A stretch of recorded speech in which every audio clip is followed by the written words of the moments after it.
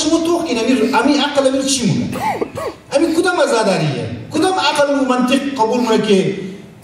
کلام دری آوار کو بس از بورز جنگل و یازگو درختا خار بیر خار بس خار بیر بس خود لولای بیر از خاطری جذبات امام حسین علیه السلام خاطری که ما که امام حسین یک جهتی را اظهار کنم او مصیبت را دیدم باید ما او مصیبت را که مختلف انداز خب علی چی ایمیج داره در اینترنشنال میڈیا و سوشل میڈیا و در دنیای جهان خب مشکلات دیگه خب ما مایم چهره جذباتی را او را مست شده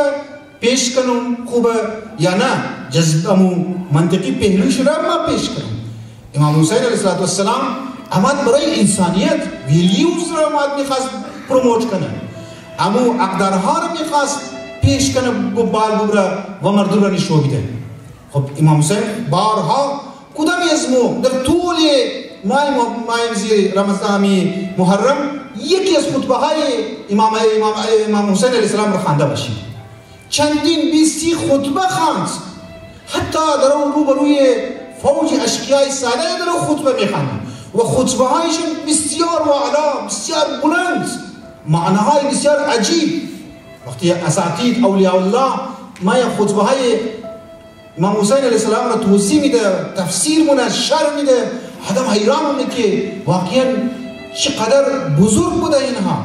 ما امو پهلوی توحیدی عبدالله علیه السلام را طرفش توجه نمون و افسوس که اوشا گفتم که کلامترین معارف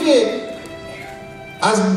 دهان مبارک عبدالله علیه السلام که امده در روز عرفه دعای عرفه عجیب واقعا روز عرفه در بسیار کم تعداد شاید اینجا نشده باشم حتما دعا برگزار نشده دعای عرفه و بسیار جای افسوس بسیار جای افسوس کسی که در شب قدر بخشیده نشنه مگر باید انتظار روز عرفه را کنه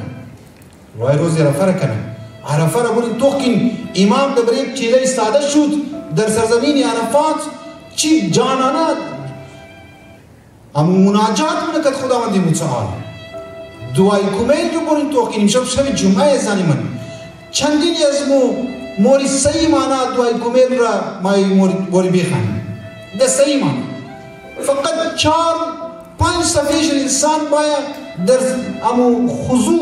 خشوع بیخانه انسان واقعا منقلب میشه اینها امو پهلوهای عقلی از عزاداری عبدالله علیه السلام که متاسفانه بگی کمرنگ شده من نیم مود مسائل هایی که بعضی از میمبرها گفته میشه که اصلا نیاز معاشی از موشونیه بلکه فساد پیدا مونه و چیزها